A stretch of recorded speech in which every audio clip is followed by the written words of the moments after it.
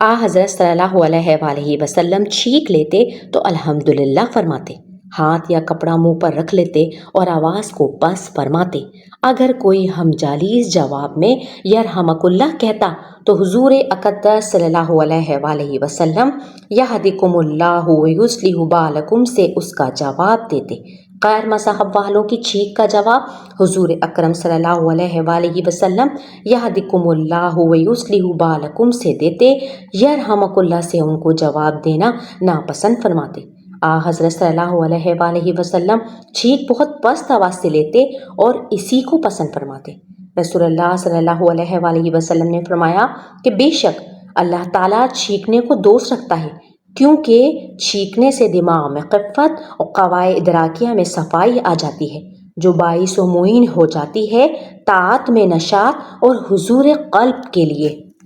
اور اللہ تعالیٰ جمائی کو ناپسند کرتا ہے، کیونکہ جمائی امتلاء ثقل و نفس سے پیدا ہوتی ہے اور جو قدرت حواس و غفلت اور سستی اور بد فہمی کا باعث ہو جاتی ہے اور طاعت میں نشاط نہیں ہونے دیتی۔